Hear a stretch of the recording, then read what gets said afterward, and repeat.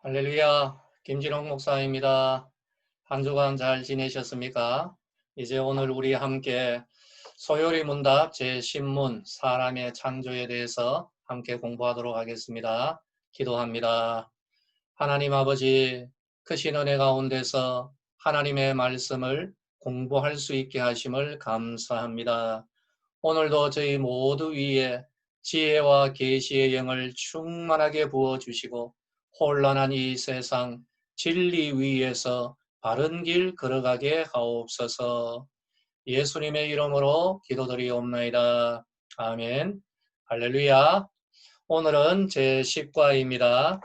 하나님께서 사람을 어떻게 창조하셨는가, 여기에 대해서 우리 성도님들과 함께 같이 공부하도록 하겠습니다.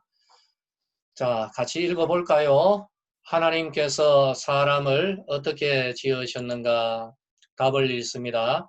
하나님께서 사람을 남녀로 지으시되 자기의 형상대로 지식과 공의와 거룩함이 있게 지으사 모든 생물을 주관하게 하셨다. 이것이 답이 됩니다. 근거가 되는 성경 구절을 읽도록 합니다. 하나님이 자기 형상 곧 하나님의 형상대로 사람을 창조하시되 남자와 여자를 창조하시고, 창세기 1장 27절의 말씀입니다. 하나님은 세상 천하 만물을 창조하셨습니다. 여러분, 이 세상은 하나님의 창조의 작품인 줄로 믿으시기를 바랍니다. 세상 모든 것을 창조하시되 가장 마지막에 사람을 창조하셨습니다.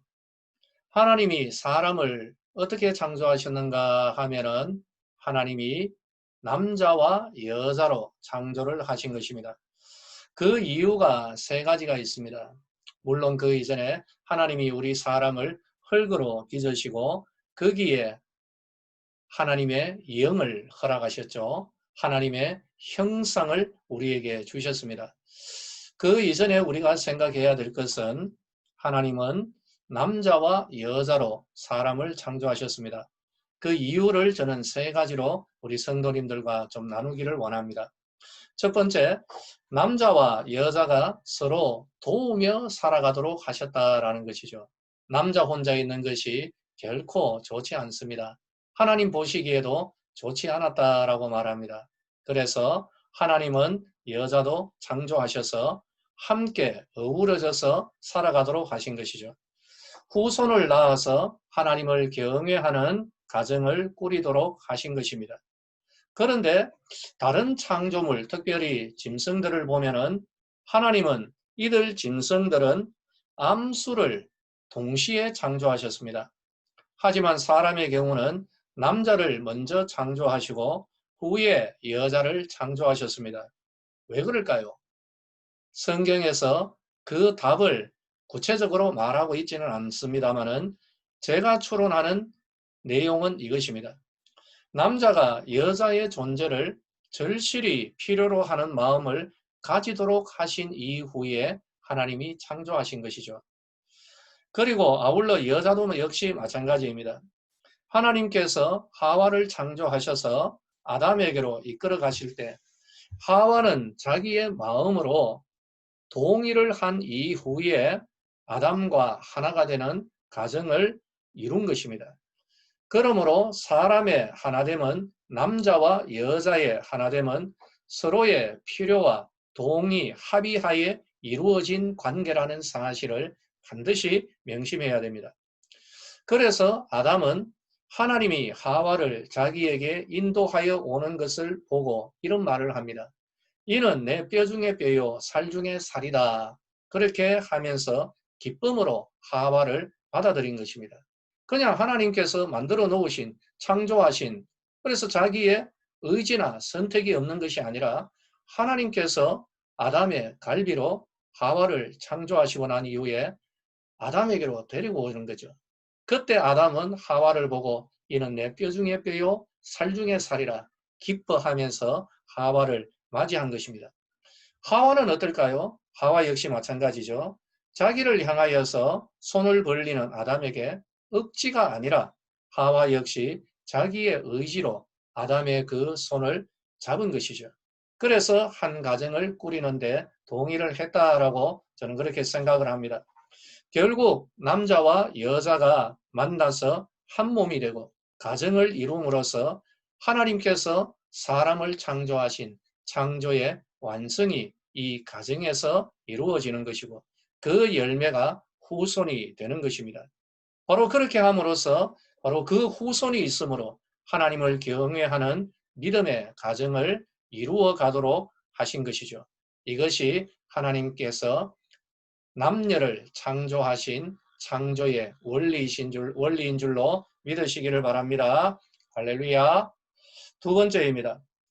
하나님께서 남자와 여자로 사람을 창조하신 이유는 번성하여서 하나님의 뜻대로 온 세상을 다스리도록 하기 위함인 것입니다. 하나님은 사람을 하나님의 창조 세계를 관리하는 관리자로 창조하셨습니다. 창세기 1장 28절을 보면 하나님이 그들에게 복을 주시며 하나님이 그들에게 이르시되 생육하고 번성하여 땅에 충만하라, 땅을 정복하라, 바다의 물고기와 하늘의 새와 땅에 움직이는 모든 생물을 다스리라 하시니라. 할렐루야. 이 말씀은 무엇을 뜻할까요? 하나님은 사람에게 하나님 자신의 권세를 위임해 주셨다는 것입니다. 사람은 하나님이 주신 이 권세를 가지고 사람의 나라를 이루는 데 쓰는 것이 아니라 하나님의 나라를 이루는 데 하나님의 권세를 사용하며 나가야 되는 것이죠. 다시 한번 우리가 분명하게 해야 됩니다. 이 세상은 누구의 것입니까? 하나님의 것입니다. 그런데 하나님의 것을 하나님이 우리 사람에게 위임해 주시면서 이 세상을 누구의 뜻대로? 하나님의 뜻대로 다스리고 관리하라라고 하신 것입니다. 그러므로 이 세상은 우리들의 세상이 아니라 하나님의 것이라는 것을 인정하고 사람은 하나님의 세상을 하나님의 뜻대로 다스려야 하는 관리자라는 사실을 반드시 명심해야 될 것입니다. 할렐루야. 세 번째, 그래서 하나님은 이 세상을 다스릴 사람만큼은 사람의 형상이 아니라 하나님의 형상으로 창조하신 것입니다. 하나님의 형상이라는 말이 무엇을 의미할까요? 사람에게 하나님의 속성, 예를 들자면은 하나님의 거룩, 하나님의 지혜, 그리고 하나님의 공의로우심, 이런 여러 가지의 속성과 자질을 허락해 주신 것이죠. 그러나 다른 짐승은 다릅니다. 호랑이는 호랑이의 형상으로, 코끼리는 코끼리의 형상으로, 독수리는 독수리의 형상으로, 바다의 물고기는 각자 물고기의 형상으로 하나님이 창조를 하셨습니다. 그러나 오직 사람만은 사람의 형상이 아니라 하나님의 형상으로 창조하신 것이죠. 그렇기 때문에 온 세상의 피조물은 사람을 볼 때 사람이구나, 이것만이 아니라 무엇을? 하나님의 형상을 보는 것이죠. 이 세상을 창조하신 왕이신 하나님의 그 형상을 누구에게서 본다고요? 사람에게서 보는 겁니다. 왜 그럴까요? 사람은 누구의 형상입니까?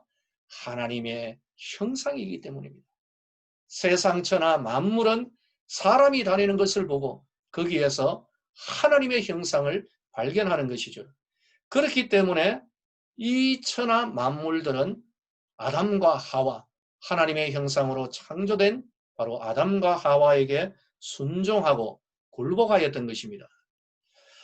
그리고 저의 개인적인 생각입니다. 세상 모든 만물은 추가적인 옷을 입지 않아도 되는 가죽이나 털이 있었습니다. 그러나 사람은 그러한 가죽이나 외투 역할을 할 만한 것이 없었죠. 왜 그럴까요? 순전히 제 개인적인 생각입니다. 하나님의 영광, 소위 말하는 하나님의 거룩한 형상, 그 아우라가 드러나고 있었고 그것이 사람의 외투의 역할을 한 것이 아닐까라고 저는 그렇게 생각을 하는 것입니다. 그러다가 아담의 범죄 이후에 하나님의 그 영광인 아우라, 형상이 파괴되고 하나님의 영광이 떠남으로 무화과 이파리로 사람의 알몸을 가려야 했던 것입니다. 아담과 하와의 범죄 이후에 하나님의 형상이 파괴되죠. 그래서 창세기 5장은 이렇게 말합니다. 아담은 130세에 자기의 모양, 곧 자기의 형상과 같은 아들을 낳아 이름을 셋이라 하였다라고 합니다. 범죄한 아담의 후손은 더 이상 하나님의 형상이 아니라 파괴된 하나님의 형상, 즉 사람의 형상이 되어버린 것이죠. 그래서 사람의 형상은 하나님의 형상인 거룩, 지혜, 그리고 공의 이런 자질이 죄로 오염되어서 변질되어 나타나는 형상이 된 것입니다. 아담은 범죄 이전까지는 온전한 하나님의 형상으로 하나님을 드러내며 천하 만물을 하나님의 뜻대로 다스리며 또 하나님의 나라를 유지하여 갔습니다. 그러나 범죄 이후에 아담과 그 후손들은 하나님의 형상을 드러내지를 못하고 사람의 형상, 파괴되고 변질된 지혜와 권능으로 만물을 탐욕으로 다스려갔던 것이죠. 그 결과로 이 세상에, 이 땅에 건설된 그 모든 문화가 사람의 타락한 문화가 되었던 것입니다. 하나님은 파괴된 하나님의 형상으로 타락한 이 문화를 건설하며 사망으로 달려가던 우리 인류에게 다시금 은혜를 베풀어 주셨습니다. 독생자 예수님을 이 세상에 보내시고 아들을 믿는 자에게 그리스도의 형상을 다시 허락해 주신 것이죠. 할렐루야.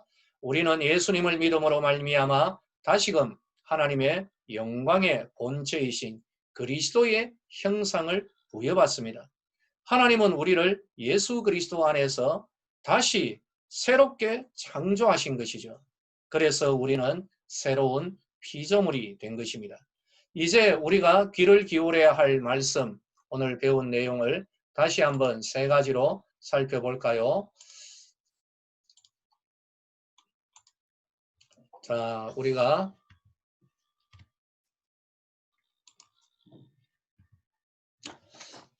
다시 한번 마음에 새게 할 내용은 첫 번째, 그러므로 하나님께서 아담과 하와를 창조하시고 경건한 믿음의 가정을 세우라고 하셨습니다. 오늘 우리들 역시 그리스도 형상으로 재창조된 우리들 역시 경건한 믿음의 가정을 세워야 할 줄로 믿으시기 바랍니다. 두 번째로 아담과 하와에게 하나님의 뜻대로 온 세상을 다스리라고 하셨듯이 오늘 새로운 피조물인 우리는 열방에 복음을 전하며 교회를 세우면서 이 세상을 복음으로 다스려야 할 줄로 믿으시기 바랍니다. 세 번째로 우리는 그리스도의 형상을 드러내는 믿음의 삶을 살아가야 할 것입니다. 이것이 바로 하나님이 우리를 창조하시고 또 그리스도 안에서 우리를 다시 창조하신 이유인 줄로 믿으시기 바랍니다. 믿으시는 성도님들은 아멘 하시기 바랍니다. 할렐루야.